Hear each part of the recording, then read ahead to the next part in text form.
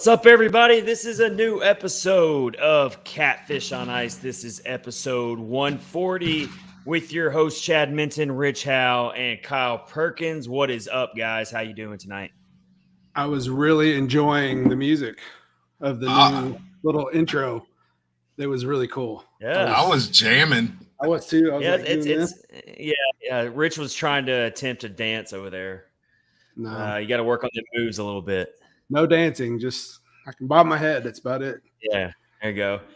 All right, awesome. Well, this is like I said, we got a brand new episode for you tonight. We're excited because we're 1 week closer to the regular season, getting through it here, and so it's not that far away. We're Roman Josi days. They said today, 59 days. Yeah, I saw that shared, and I was like, 59 days might as well be 59 years. It still seems like it's so far away. Yeah. We got spoiled. Oh, yeah, for sure. The last couple of years starting early like that, it's like, oh, we don't even have to wait that long now. It's like forever away. August is the hardest month to get through the offseason, but we do have the World Juniors happening because they got rescheduled. So at least we're getting hockey in August, which doesn't happen hardly ever. So at least we have that to tide us over for a little bit. Yeah, we had some today. Yes, and later on at the end of this episode, Eric Dene came back to the podcast, who does On the Future Preds Prospects for SB Nation. Joined us for about 30 minutes. It's going to be at the end of this episode when you download it. So be sure to stay tuned for that because we had 3 Preds prospects in this tournament this year, including Joachim Kimmel, who was drafted this year as the steal, and he's already lighting the lamp in this tournament. He scored 2 goals, I believe, tonight for Finland as Finland won. I'm looking at the stats right now. He's 2 goals, 2 assists. Wow. Yeah, that Finland team is going to be dangerous, guys. I mean, I know it's USA and Canada, obviously, but Finland, watch out for them. They're a team that can make some noise for sure. So, can we just call him Jimmy Kimmel? Jimmy Kimmel. And that's a good nickname. By the way, that's a perfect little setup there. Oh, that's right. Perfect little setup because we are going to go back and look at some of the best all-time nicknames in NHL history. There's so many good ones. I had a lot of fun.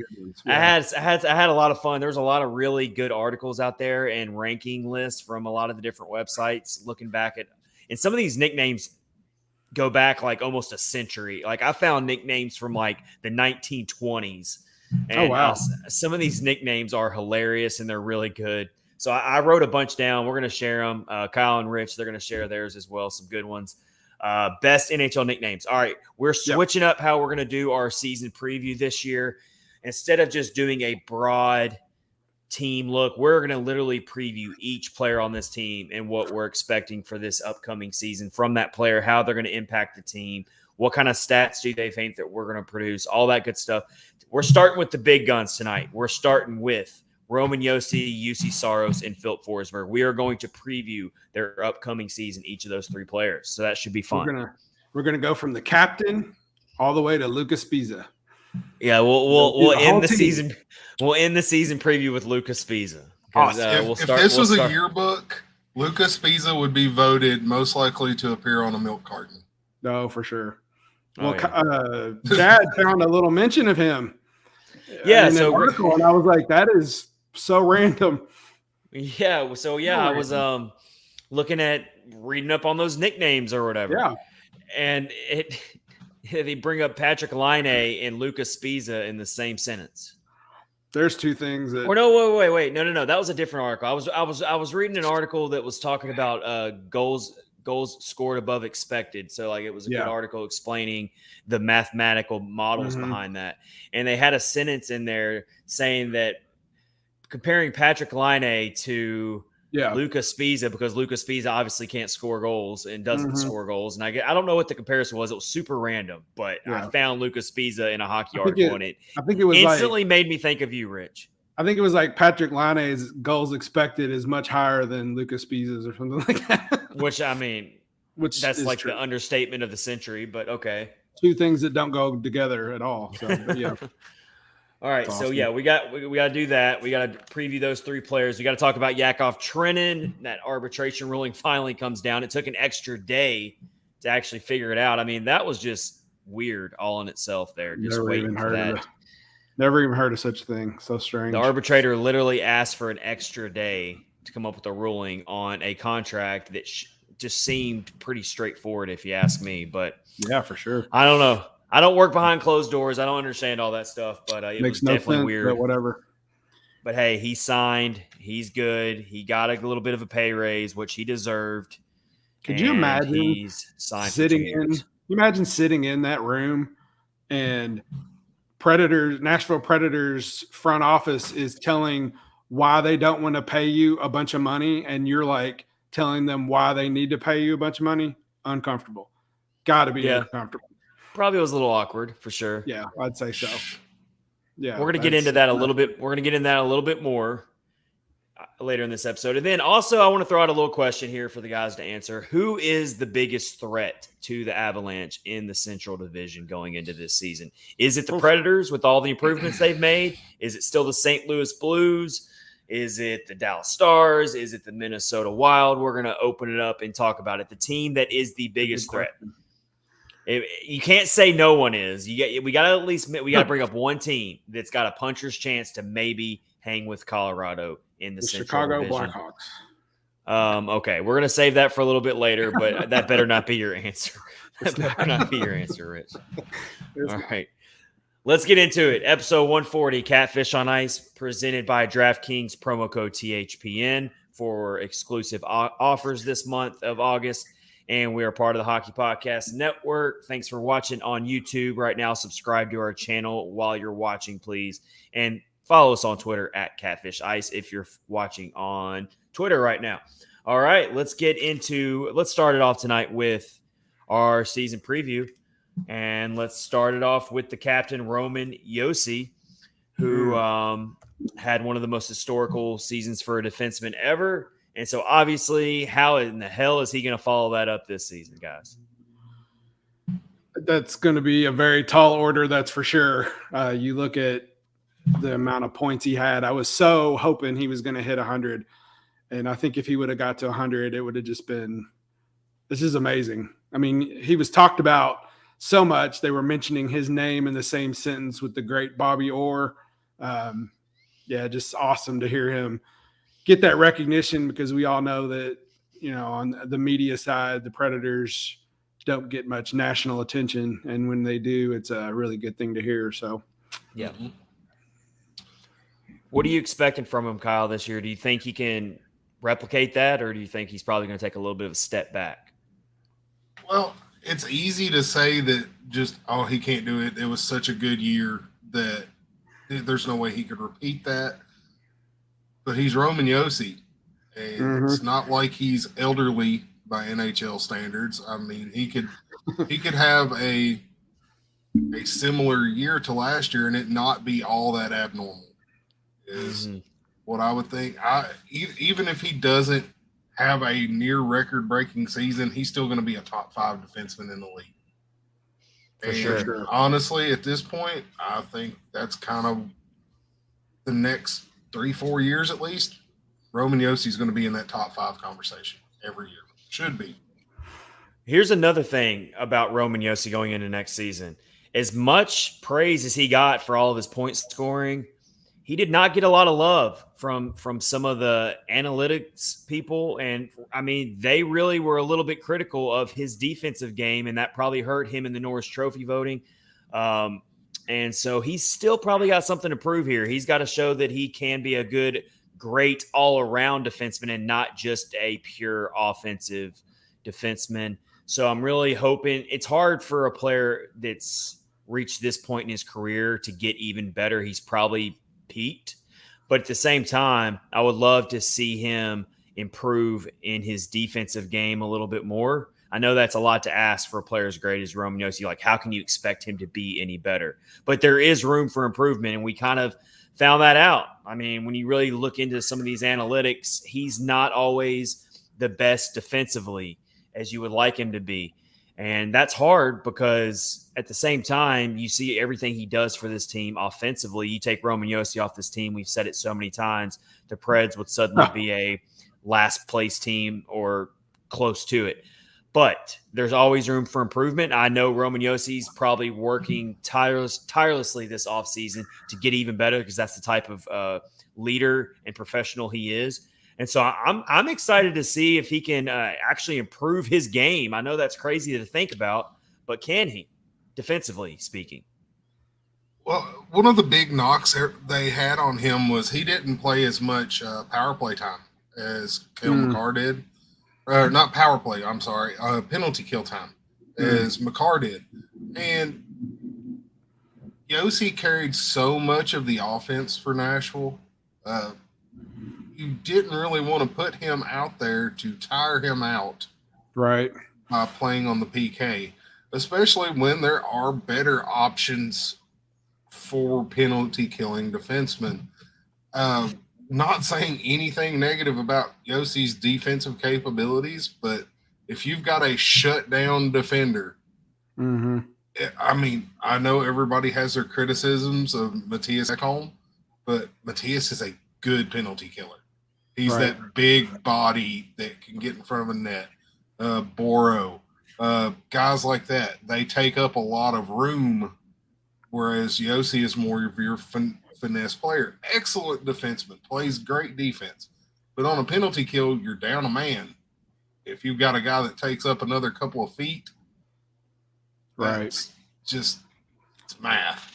You just look at him, and he is the prototypical offensive defenseman. And if I'm telling the truth, I'll take that and have him lacking a little bit in his defensive skills any day. I'll if he can keep improving on what he did last year, I'll overlook the little defensive liabilities he might have to get that same kind of production. Because I mean, he, like you said, he's top 3 defensemen in the league. So I'll take it. I still think they need to have the defenseman equivalent of the Selke, but have it be the Bobby Orr trophy. Yeah. And it be for scoring best offensive something. Defenseman. Yeah, because you look at when they do give the award out, a true defensive defenseman is never going to win it. Never going to win it. And it's because of the way they've got it structured. You know, it's almost unfair to a really good defensive defenseman. And that's, you know, like you said, you look at a couple of guys like off the Islanders. There's some really good shutdown. Is it Pulak that plays for the Islanders? That is such a good. Yeah. And if you look at the guy that Makar plays with, if you went by purely defensive metrics, Devin Taves is the man when it comes to playing defensively. For sure. Yeah. But anyway, that's a whole rabbit hole. So let's talk about this. So now, speaking of Josi, now that we've got Ryan McDonough on this team, and there's been a lot of talk about, okay, are we going to switch up these? How are we going to switch up these pairings? Who's Ryan McDonough going to play with? I mean, I'm on the side of I'm on the unpopular side, it seems like, of keeping Carrier with Josi personally and putting McDonough with Ekholm. But I know there's a lot of people who want McDonough with Josi because that would be a really, really strong top defensive line. And then you put Ekholm with Carrier. But I want to see what you guys think about it. Let's go to Rich first, and we'll go to Kyle. Who needs to be slotted in with Roman Josi to open the season? I would do it exactly how you just said. Josi and Carrier play really well together. And just – I guess it's a good problem to have because really you could switch any of them out and have a good, you know, the first 2 pairings. But I think I'd do what you said and put Josi, Carrier, and Ekholm, and then McDonough for sure. I mean, yeah, think about Ekholm and McDonough on your second pairing. That'd be one of the better second pairings in the entire league. And you're talking about 2 really we just got done talking about defensive defensemen. Well, you've got 2 really solid defensive defensemen on your second pairing if Ekholm's playing alongside McDonough. Now, there's all this talk about can McDonough play the right side because he's a left-handed defenseman as well. So you've got to see how comfortable they are if he's got to play on the right side. That's a big part of it as well. But that's going to be something we have to keep an eye on in training camp. What does John Hines originally roll out in practice rushes and maybe in the preseason? In the small amount of time we get to see them play in the preseason, who does he initially put with Josi? Because it's a very, very important decision to make here because it can really mess things up. I just think that you go with some chemistry here and you keep Carrier with Josi. That could be really beneficial for Carrier. For some reason, it seems like it'd be a really weird pairing of Carrier and Ekholm. I'm just not crazy about it. I don't know. Carrier and Ekholm could work because Matthias is more your hang back, stay at the point kind of guy. And Carrier has shown that he likes to take the puck in. He likes to drive the net, activate a little bit more. So that could work well. And they're a left-hand, right-hand pair. Just looking at the current guys on the defensive roster, there's only 3 natural right-hand shot defenseman, and one of them is a guy I have literally never heard of, Roland McCown. Oh. Okay. Never heard of him either. It's literally him, Fabro, and Carrier are your only natural right-hand shots. That's weird. I'm still surprised Dante Fabro's on the Predators at this point. What shot is Lucas Spiza? What side does he shoot from? He shoots from another planet because he's not on this one anymore. I did that for you. I did that for you, Rich. I appreciate that. Does your new place have a basement for him to be in, Chad? No, he no longer lives with me anymore. I kicked him to the curb. I don't know. I think he's a wanderer now. I think he just wanders from place to place and couch surfs. So I have no idea where Spiza ended up going. We had a little bit of a breakup. When my fantasy hockey team lost in the first round of the Catfish on Ice podcast playoffs, fantasy hockey league, when we lost in the first round, I said, I'm done with you, man. Like, you've totally screwed this up for me. One year, man, that Spiza jersey is going to be right next to Pekarine's. I just know it. What was his number? What was Spiza's number? I don't even know. Okay. Anyway, we'll move on. We derailed. We'll move on. All right. So here's my thing. Here's my expectations for Josi. I tend to think he could definitely do the same amount of point production, but he's probably not going to reach that level again. All I need to see from Josi is just what he's been doing for his almost his entire career since he's been in this position of being a captain. I need him to just keep being that leader for this team. He's so critical to this team, especially if they're going to continue to improve. And that's all I really need from him. I don't need him to have another historically great season necessarily. I just need him to be the trustworthy and reliable, great player that he's been for years now, and I'll be totally fine. And I have no reason to think he's not going to do that. Yeah, maybe he'll get a little pressure taken off of him as well. I think so. I think that could definitely happen. Sure. Let's get to speaking of taking some pressure off of a player. Let's get to UC Saros now, because let's talk about UC Saros maybe not having to start 67 games this year. That'd be a start. Okay, well, I guess they brought in the Kevin Lankinen, which is the oddest move of the entire offseason, if you ask me. It was a little weird. But I will say Lankinen if you look at his rookie year, Lankinen had to put up some really, really good numbers. So I'm not saying he can't be a decent backup. I just don't understand why he was added. But now that we have him, let's hope that Lankinen can maybe get around 20 starts and give Saros that rest that he's going to need to go down the stretch, so that he doesn't get worn down, he doesn't get grinded down. That's the important thing here. Do we at least think that Lankinen's an upgrade from David Riddick? Can we at least say that? Okay. Lindsay, put your fingers. Sorry, Lindsay. I would think so. Yeah, for sure. So, yeah. fun fact. Oh, go ahead. UC Saros and Kevin Lankinen are both Finnish and were born 9 days apart. Oh wow, that's a really fun fact. Good stuff there, Kyle. I like that. Good. Maybe they'll. I'm a fountain of useless knowledge. Maybe that's not useless knowledge. Hey, don't sell yourself short. That is. There's they nothing can have useless joint birthday parties. I mean, that's exactly. Right? You know what? Now that I think about it, that's probably why David Poyle did this move to begin with, so that he could have a joint birthday party for the team. He's only got to buy one cake that says "Happy Birthday, UC and Kevin."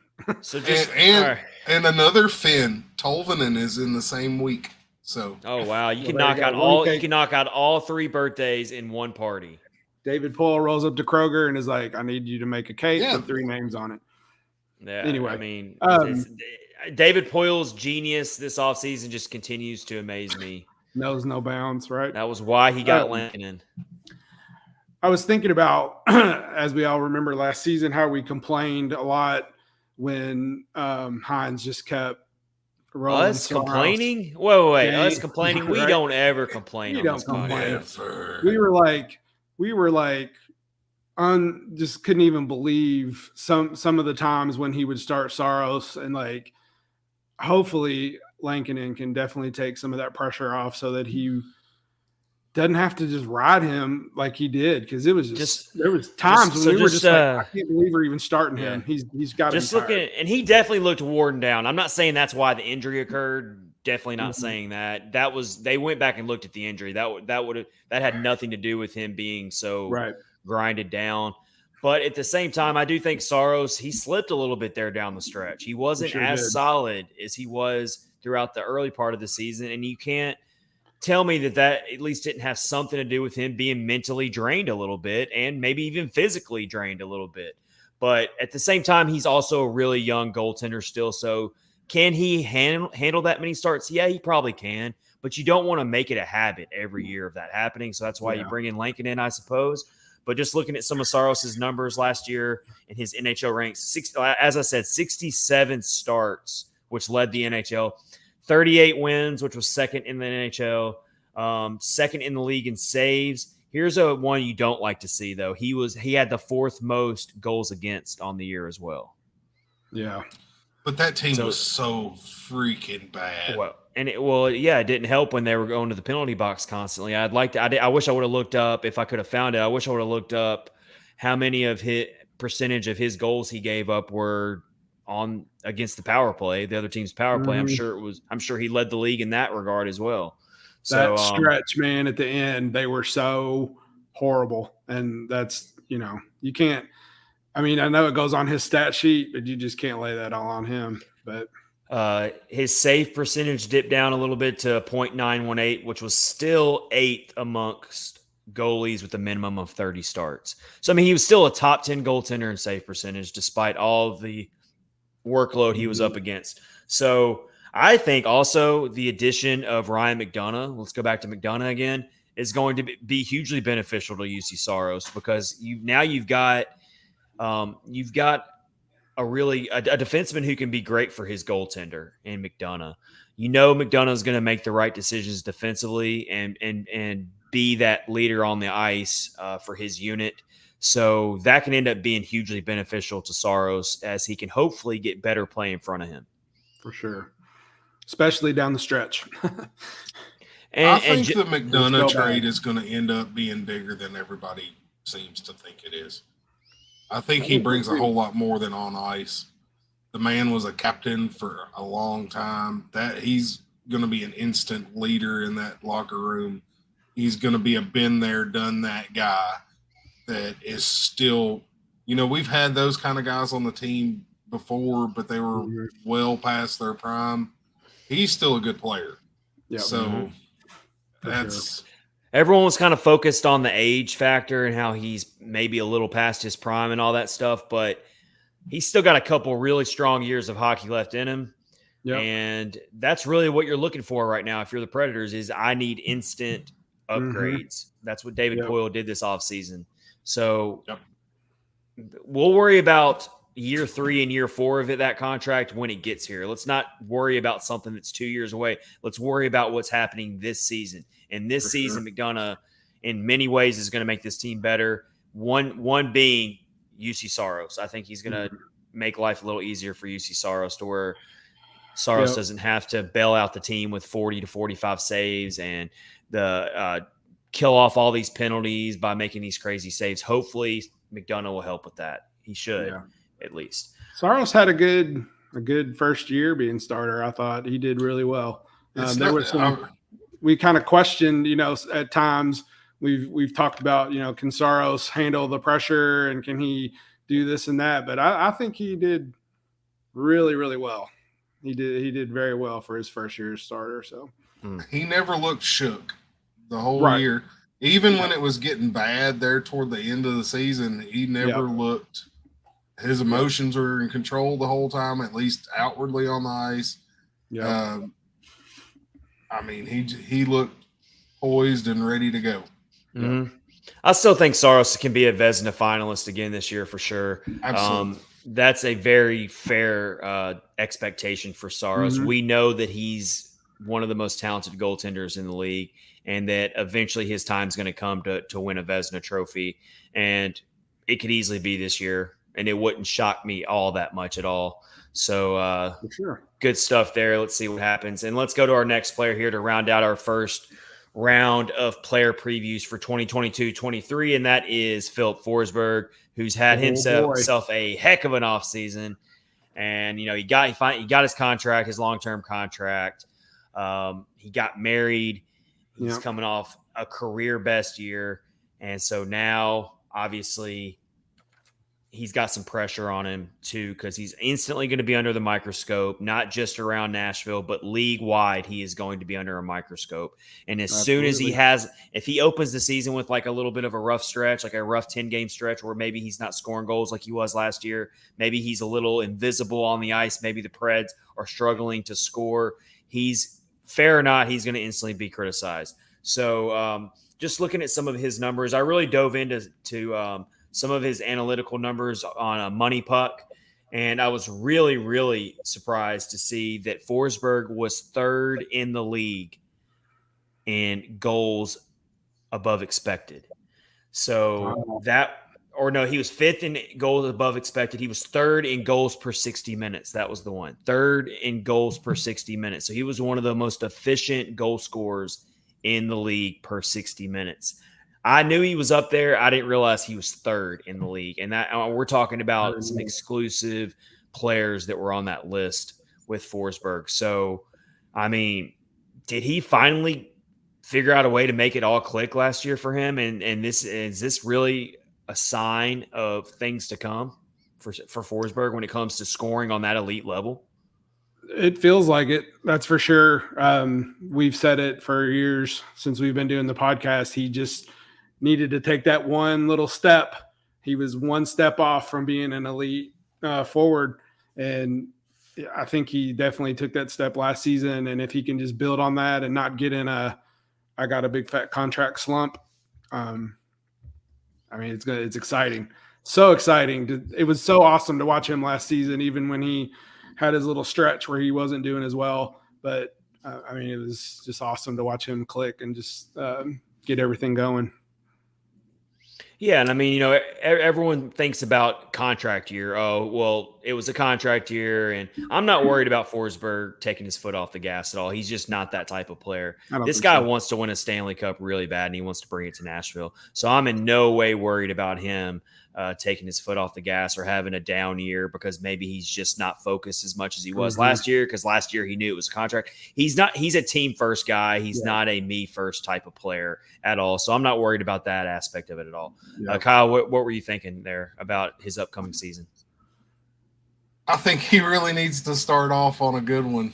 I have every bit of confidence in Phil that he could repeat or even exceed his season last year. I think your biggest things are going to be, does he stay healthy? Does he play 75 plus games? That's a big one. I would be extremely happy if he played 75 games. He hasn't hit that type of number in a few years. He was 69 games last year. So him and Saros played about the same number of games.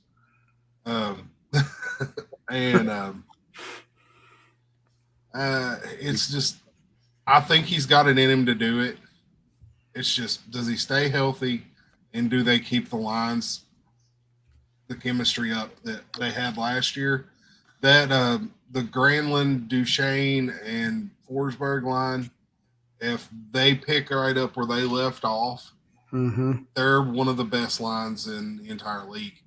I mean, you had Granlund getting up there in some of the highest assist total in the Preds history, and then you had 2 40-plus goal scorers on either side of him. That's a pretty dang good line. I don't care what team you're on. For sure. And now getting Nino and everything to go on the second line, I think that'll also open it up for Phillip, because you can't just throw everything out there to try to shut down that one line. Because that's what they did in the playoffs and everything else. At the end of the season, they would put everything out there to stop that line from scoring or having chances. And then it's like, oh, the second line's not going to do anything. You got to worry about the third line, and then the fourth line's not going to do anything. Yeah. So here's my thing. I'm not worried about regular season Forsberg, even the slightest. I'm not worried about regular season Forsberg. He's going to have himself another really productive year. Other than maybe Roman Josi, he'll lead the team in points. He'll and all that stuff. And he might push for 90 points and set another career high and set another single season record for the Predators franchise. I am way more focused on postseason Forsberg, because his last 2 postseason campaigns were nothing to write home about, and he would tell you that personally if you asked him.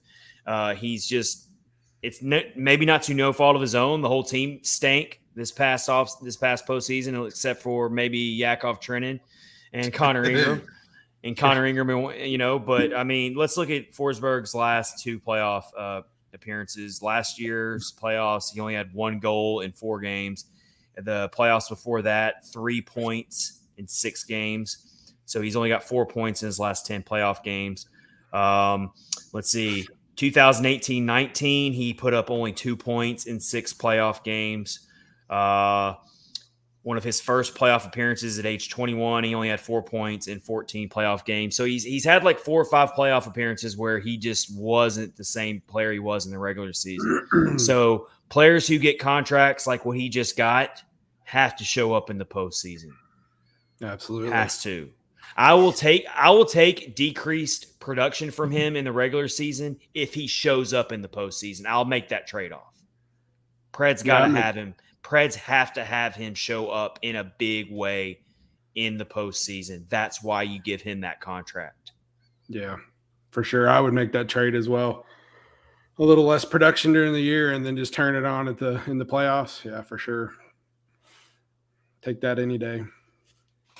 I agree. He's got to be your guy. He's got to be. That's why you signed him for that. Mm-hmm.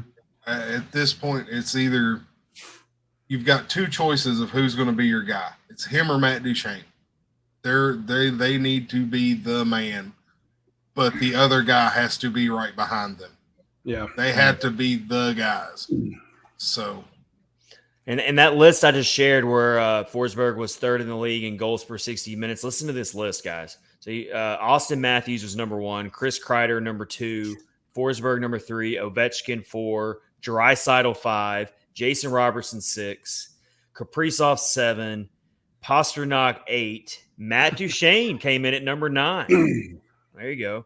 And then number 10, Brock Nelson. So, I mean, that is some very elite company that Forsberg found himself on that list. He was also 5th in offensive zone starts percentage, so he was used a lot offensively, obviously. 32 even strength goals, which was 9th in the league. And so, I mean, it's just he really put it all together in the perfect season to get paid. Mm-hmm. But I'm telling you, people have very, very short memories. If he somehow has a really down year, then the criticism is going to be very, very loud. So Forsberg's got a lot of pressure on him. But I'm sure he welcomes that because he knows he can put it all together, and he wants to win a cup for this team. So let's see what happens. All right, so that is our first 3 players to kick off the Nashville Predators 2022-23 season preview.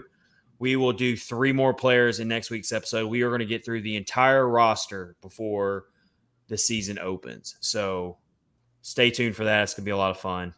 I think these season previews are going to get harder and harder as we get down to some of these other players, though.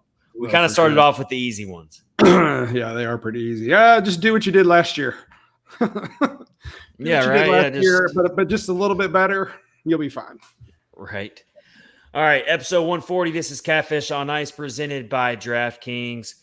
The action never ends at DraftKings Sportsbook, even during the NHL offseason, especially this summer with tons of ways to bet on all of your favorite sports. You can fuel your fandom and feel the heat of this season like never before. Guys, what kind of sports are we watching this offseason since we don't have hockey? Oh, that's good. I'm glad you brought that up. Kyle, Rich, we already talked about this last week, Rich. You said you were watching Underground. Underground Magic. Magic: The Gathering. Is that what I'm talking about? I'm talking about what I saw on ESPN the other day. Oh yeah, I saw you share it. Share it with everybody. It was the United States Air Hockey Tournament. I'm so mad I missed that. There were guys not only playing air hockey, but analyzing how they held the little paddle, the way the player would flick his wrist, whatnot. They were actually breaking down how he hit his shot. There's a whole art to it. I guess. There's a huge art to it. It's not just putting 50 cents in a machine at Chuck E. Cheese and hitting the little air hockey puck as hard as you can. But yeah, there's apparently a league, and there's a guy who's the champion of the league, the whole 9 yards. So I bet you can bet on that on DraftKings. Probably. For me, it's axe throwing. We were talking about it last week. Yep. I love watching the axe throwing. I think it's on every Sunday morning at the most random time. But yeah, I couldn't get enough of it when it was on the other day. I'm into the axe throwing. What about you, Kyle? I'm trying to think if I have watched a sport. Wow. Okay. I've watched part of a NASCAR race. Does that count? That counts. NASCAR's a sport. I watched the IndyCar race in Nashville Sunday. Oh yeah, that was exciting. Those are fun. I love watching that, man. That's great. Fun. Yeah, it's good stuff. All right, driving down there, right? Remember when you had to drive through there when the the road all blocked off? It was so weird driving down the track. Driving to work that day, I was literally driving down an IndyCar track in my piece of crap Nissan Sentra. So, oh yeah, you're like I'm an IndyCar driver. Look at me. Yeah, and then my piece of crap car. Yeah, Max Greenberg, our buds in here. I haven't watched any other sports. Now that surprises me. That surprises me that Max, because Max is an all sports kind of guy. If you follow his tweets, he tweets football, he gets into it all. So I'm really surprised. I guess we don't have any baseball fans around here because no one's brought up baseball. No, not really. I like baseball, but I can't watch it. I like going. To a game. I'd love to go to a game. Yeah, but I can't sit and watch a baseball game. It is. Now, I have sat and watched all 3 major league movies. Does that count? That counts. I don't know if that counts. I've watched Field of Dreams. Does that count? That's a great movie. One of the best sports movies ever. Baseball is one of those sports where you can I do this all the time. I'll fall asleep in the 3rd inning, and then I'll wake up in the 8th inning, and I'll feel like I didn't miss any of the game. That's great. And there's nothing better than ballpark hot dogs. It's literally the exact opposite of hockey, where you can't even turn away for 30 seconds and you'll miss something. No. Yeah, they're 2 completely different ends of the spectrum. But anyway, what we're trying to say is you can find a sport to bet on with DraftKings to get you through the offseason. And you use our promo code THPN. See how we tied all that together? All right. Download the DraftKings Sportsbook app now. Use promo code THPN. Make your first deposit and get a risk-free bet up to $1,000. That's promo code THPN only at DraftKings Sportsbook. Minimum age and eligibility restrictions apply. See our show notes below for details on if you need any type of gambling help. There are resources available for you to do that. And best of all, DraftKings is safe, secure, and reliable. You can deposit and withdraw your cash whenever you want. Again, DraftKings, promo code THPN. Let's get into our favorite NHL nicknames in the sports history. I've got some good ones, guys. I don't have these ranked or anything like that. I just literally started writing down names.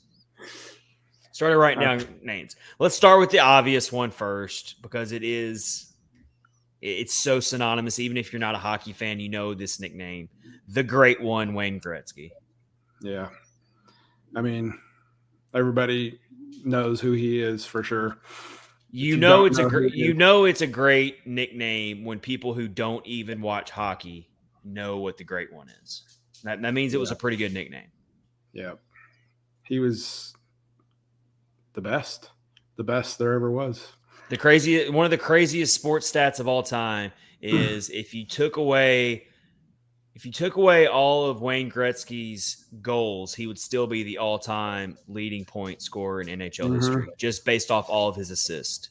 The first time I ever heard that stat, I thought that someone was BSing me.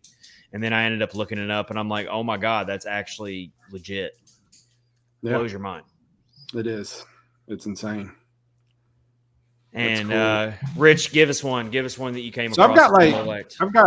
I've got several, and they're all funny. So I'm going to do like two at a time, really quick ones. So the top of the list is Jake DeBrusk. So obviously people call him Jake the Snake or whatever. But the best one that I saw on the list was Jake from State Farm. I think that's like his nickname. Which is pretty good. And then the second one is Leon Draisaitl. One of them, there's a bunch of them on here. Dr. Dre is one of them. Dre. All right, I've never heard that one for him. And then another one is Dr. Eisidle, like Draisaitl, but Dr. Eisidle. Okay. So, it's pretty good. Yeah, this was just some weird list I found. So they might not even be legit, but they're funny. So I thought they were good. Dr. Dre, that's my favorite. So I'm going to go a little old school, a little bit more older. Derek Boogaard, the Boogeyman. I came across that one. I loved that one. I did too. Yeah, that's great. The Boogeyman. And since I'll stay on that one, and I'll throw a Preds guy in there. Stu Grimson, the Grim Reaper. I wrote that one down. I wrote that one down. For sure. Stu Grimson, he only played 39 games for the Preds, but you know what? It's okay. Or no, he played 30 games. Only 30 games for the Preds. Yeah, but he still loves the Preds. Season. Oh, yeah, for sure. He still reps Nashville. And he does NHL Network coverage, too. He does a really good job on there. But, yeah, he listen to this. 583 career penalty minutes, only 39 career points. Wow. That's epic. That's pretty amazing. All right, so I've got one. I really didn't know. I'd heard of this player. I mean, this player played way back in like the 70s into the early 90s, but I came across this nickname and thought it was one of the coolest nicknames ever. Secretary of Defense, Rod Langway. Secretary of Defense. That's awesome. Rod Langway played from 1978 to 1993, mostly for the Capitals, two-time Norris Trophy winner. Like I said, maybe you've heard the name before, but really don't know a lot about him. But that nickname really stood out, Secretary of Defense. I love that. That's great. Yeah, that's a good one. Another former Pred player, and he actually covers the team currently, the USS Hal Gill for Hal Gill. Oh, there you go. Like a giant ship. Yep. I saw that one too. I actually had never heard him called that before. I haven't either. Yeah, but it was on the Hockey Writers website, and so I was like, I guess that's legit. I've never heard him called that before, but it's pretty cool. The USS Hal Gill. That's good. So I've got a Preds player, and this is one of my favorite ones, and it's really fun when he scores. That's Mikael Granlund. Because you can always do the our granny is better than your granny thing or whatever, and then they started calling him Granny Apples last year, which was pretty good. I like that. They did. They did. I like that a lot. You're not gonna beat Granny. Granny's like because they do that for all the players. Like they'll do like the Y at the end. Mm-hmm. But it works so great with Granlund's name though. Yeah, and there were two on the list for UC Saros, obviously Juice. Everybody knows that one. But then like people call him Juicy Juice, and I really don't like that much. I don't like that. That doesn't sound. I don't That's a little creepy sounding. It is a little creepy. But there's nothing better than being in Bridgestone and hearing everybody yell Juice. That's the best. Yeah. So that's my favorite. So all right, I'll go two more. Okay. And I'm doing one that you've already said, Chad. Hal Gill, Skillsy. Yeah, that's the one I knew him for. That's the one I knew. Do you know why he's called that? How did you find this out? I want to know. Yeah, for sure. He's talked about it several times. It's because basically no Skillsy. That he's just out there in large. Is just basically it. No skills. And my other one would be Curtis Joseph, Cujo. Oh yeah, I wrote that one down as well.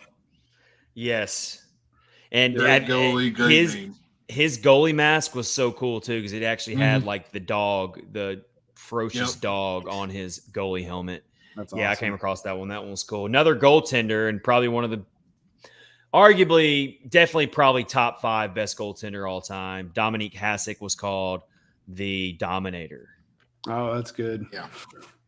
And that was perfect for him because that's literally what he would do. He would just you would go, but there's stories of if you were going up against Dominic Hasek in his heyday, you just were going to take the L. Like you kind of felt like we're just going to take the L tonight because he's probably not going to give up a goal. No matter how many shots we put on him, he's not going to give up a goal. But all right, you did Cujo. That was a good one. I had that one on my list. All right, I've got one, but it was for a line. It was for a line combination. They had a nickname for this line combination. This was back in the early 1990s for the Philadelphia Flyers. It was the line combination of Eric Lindros, John LeClaire, and Mikhail Renberg. They were called the Legion of Boom. Oh, wow. Because they would go out and lay people out. So maybe they were the Legion of Boom before we had the Herd line, which kind of does the same thing. I remember that watching that game when they named the Herd line. They were all so proud of themselves. Mm-hmm. I mean, it's great. It is great. It's great. And then, remember how I told you guys that I went back and found like some players from like literally over a century ago? So I came up, the one I found that was really cool. This guy, and you need to go look up this guy's history. This guy was probably the first, they called him the first quote unquote superstar of hockey. Like going back to 1906 was when he first started playing in the hockey leagues. I don't even know if it was the NHL at that point. Fred Cyclone Taylor. Cyclone.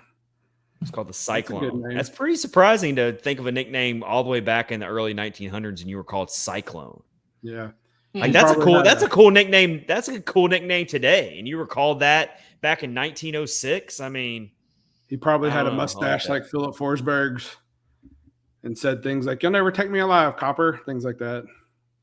Yeah. All right. I'm gonna do like 3 really fast ones, and then I'll be done with my list. So number 1 is Tomas Hertl. I've heard him called Ninja Hertl, Teenage Mutant Ninja Turtle, and Hertl the Turtle. I've heard all those before. So this one is cool. So this is Nazem Kadri. He's got a few apparently. One's Nazim the Dream, which is good. But my favorite on the list, and I don't even know what this means. Well, I mean, I do know what it means, but it's just weird that this is his nickname, Nifty Mittens. What? That's what it said. Nifty Mittens. I don't see the connection there, but okay. I don't either. I couldn't put it together. I think these are fan submissions here. They're still good. I mean, they're still good. I found it on a list. This one's pretty good. So Jason Spezza, everybody remembers him. He played for Toronto. He's now in the front office. One of his nicknames was apparently Captain Giggles, which I don't know what that means. But this is my favorite, the best one of the night, Spez Dispenser. Yeah, I like that. That's my favorite. So, all right, good list. Those are good. All right, I'm going to submit a new nickname for Tanner Jeannot. All right. Good. I came up with this while I was doing this whole exercise earlier today. I hope it's kind of cheesy, but I like it. Tanner the Hammer Janot. Oh, there you go. Tanner the Hammer. It rhymes. He definitely hits people like a hammer. He does. Tanner the Hammer. I'm going with it. We'll submit it. Dropping the hammer. You mentioning Tanner made me remember that we forgot one of the greatest hockey players of all time, who's from the same province as Tanner, from the same middle of nowhere type place as Tanner. That's Gordie Howe. Oh, yeah. Mr. freaking Hockey, Gordie Howe. Mr. Hockey, yeah. That's Can't my long lost relative, Uncle Gordo, we call him. I had no idea you were long lost relative of Gordie Howe, Rich. You should. Hey, I'm gonna I'll tell you a story. My dad has said, I don't know if he's just talking out of his rear end or whatever, but he said that we are somehow related to him. I don't know if I believe it or not. We're going with it. But you know what? I'll take it if it's true. Whatever, I'll take it. I think you need to go get a free trial to Ancestry.com right now. Oh, could do that. Yeah, for sure. You could do the free trial for like 7 days, and just don't forget to cancel it, and then get all the information. We got to get down to the bottom of this. Are you related to Gordie Howe? I'm going to be claiming some of that Gordo money. Yeah, we're going to get to the bottom of this. All right. Back when they played for $5,000 a year. No, that's right. Yeah. All right. We got a couple more things to get into before we get to our interview with Eric Dene of On the Future to talk about the World Juniors, talk about some of the Preds prospects who are competing in it, some teams to watch, some players to watch. And me and Eric also talked about some of the biggest current Preds prospects, including Yaroslav Askarov, Igor Afanasyev, and Luke Evangelista, and their development paths and what Eric thinks their next step is going into this upcoming season. You don't want to miss that interview that's coming up here at the end of this episode. It was some really good stuff from Eric, as it always is. We always learn something new when he joins the podcast. All right. So we mentioned it earlier. Yakov Trenin gets his arbitration deal, 2 years, $1.7 million AAV. Came in a little lower on the AAV than I thought it was going to be for him. I thought he would have been closer to $2 million, honestly. But, yeah, so it's a good deal for the Preds. Because now the Preds still have a projected cap space of still $2.775 million per cap friendly. So, yeah, the Preds still have some money to spend right now. It seemed a little weird that if they want to. I think what he wanted was about right.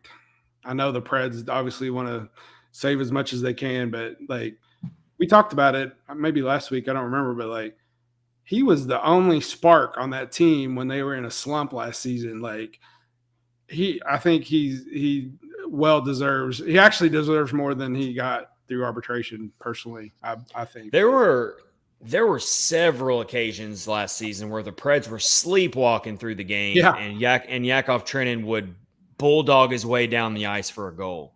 Yeah.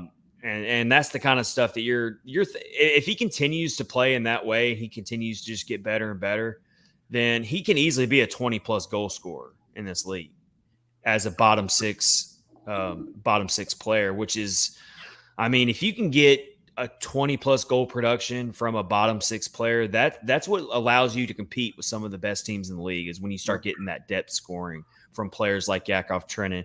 I just misspoke there. The Preds cap space is $2.394 million. So I was looking at a different number there.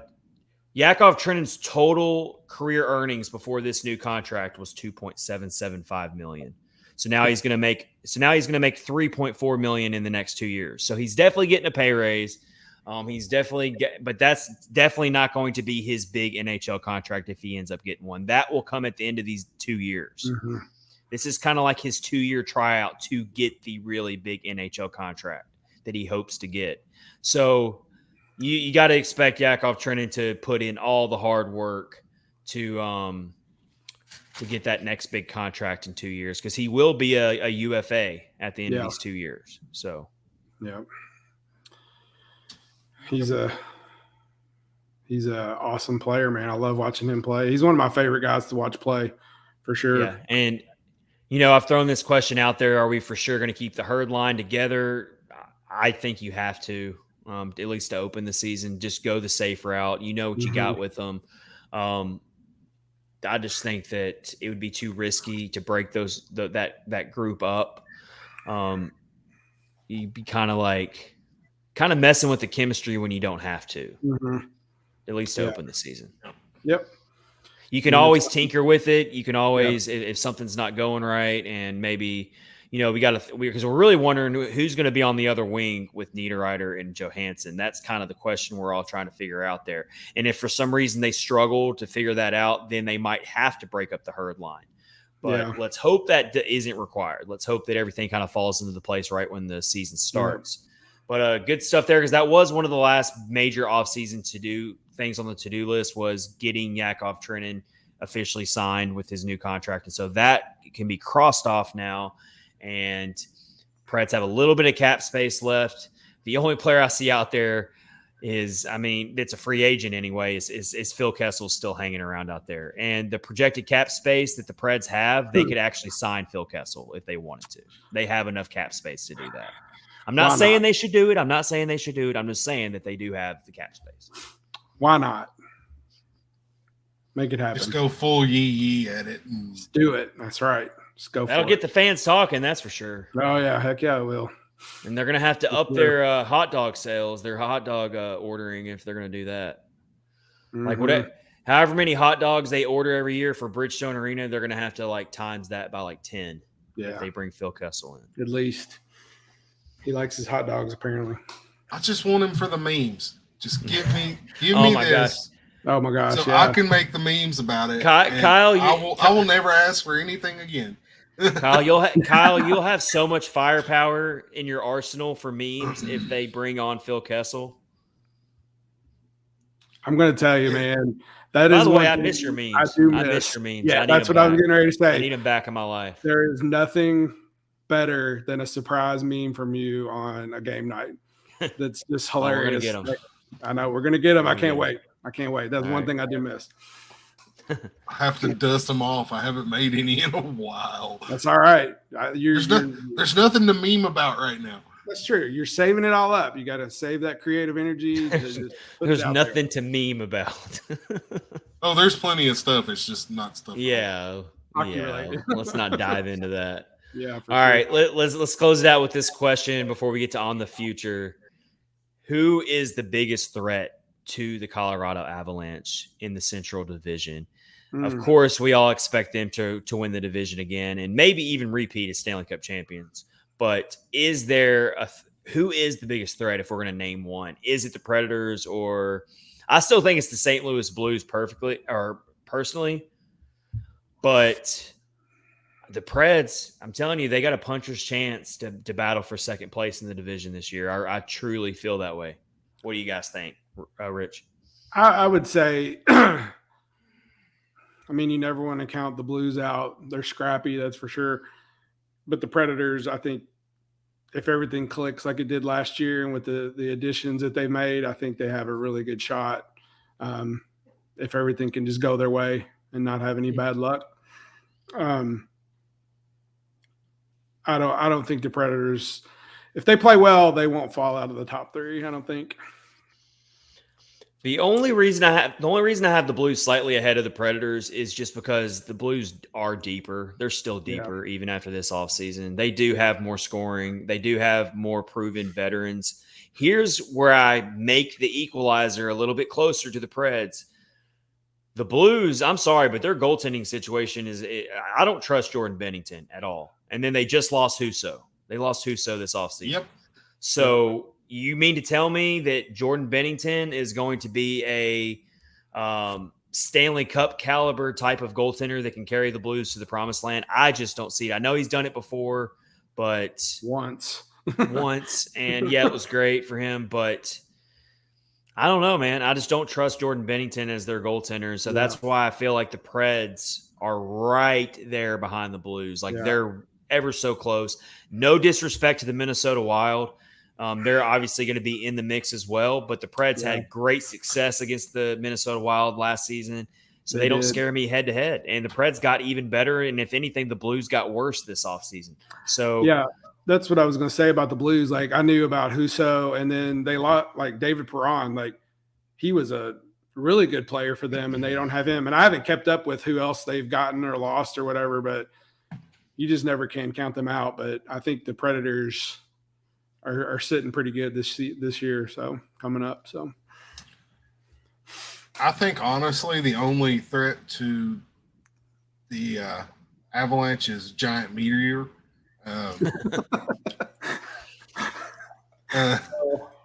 Yeah. But, yeah, if you're looking at it objectively, St. Louis probably. I think Minnesota is going to take a nosedive because they're going to have to ride Fleury, and Fleury's not a young guy. No. They ticked Cam Talbot off, and now he's at the Senators.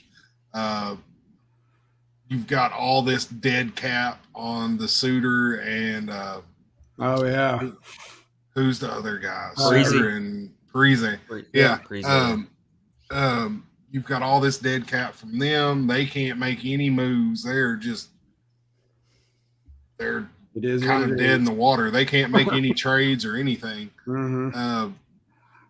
I think Nashville, because Dallas is confusing to me because you never know what they're going to be. Every year they're so hard to figure out. They are, for sure. Because who's going to be their starting goalie? Is it Ottinger? Is Ottinger going to be their guy? Definitely going to be him. I think.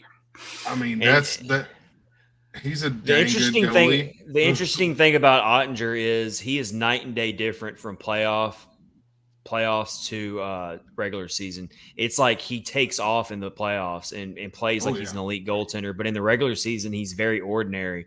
So, but he's still a very, very young goaltender as well. He's around the same age as Saros, maybe a little bit younger.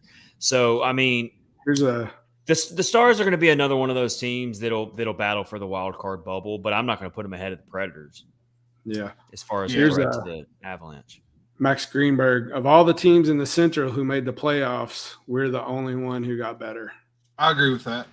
That's fair. That's a good speaking of which, since we're talking about the Central Division, I think the Central Division as a whole is not nearly as scary as it once was. Oh, God, a couple years ago. I mean, because Winnipeg has taken a step back. I think Winnipeg is not going to – I mean, they don't scare me anymore. And then, of course, you got the train wrecks of Chicago and Arizona. So there's going to be a lot of points to be had for the Predators head-to-head in this division if they are indeed a better team than they were last year, which we're all thinking they should be. So, yeah, it's looking pretty hopeful that the Predators can – I'm not saying that they're going to legitimately, scare the Avalanche. I could see the Avalanche winning this division comfortably by, 10 points easily. But for the sake of this exercise – it's very fair to say that the next teams up in the division, you got 1A St. Louis, 1B Nashville. Yep, that's everybody else. Then let the rest of them fight. But the Avs are still probably going to win this division pretty handedly. I would have to say, unless they just get ravaged by injuries and something unforeseen happens, then the Avs should be able to win this division pretty comfortably. Unfortunately. Because they're just got the terrifying Avs for one more year, and then you find out what Nathan McKinnon does. Yep. So for sure, yeah, it's going to be fun though. With all these heightened expectations for the Predators compared to where we were last year, when we were a lot more cautious about predicting for them. Yeah. That also brings the opportunity to be let down. So let's hope that all this excitement is for good reason. We're hyping it up pretty good, that's for sure. Well, Michael Scott, I'm ready to be hurt again. There you go. Oh, yeah. But hey, that's why we do this. All right. This is episode 140 of Catfish on Ice. We appreciate you watching the live stream. We're hopping off the live stream now, and we're going to get you ready for the interview with On the Future Eric Dene to round out episode 140. This has been Catfish on Ice with Chad Minton, Rich Howe, and Kyle Perkins, brought to you by DraftKings, promo code THPN. Thanks for joining us. Hit the subscribe button if you're watching on YouTube right now. It helps a lot. And follow us on Twitter, Instagram, and Facebook at Catfish Eyes. Thanks, everybody. We'll see you next week.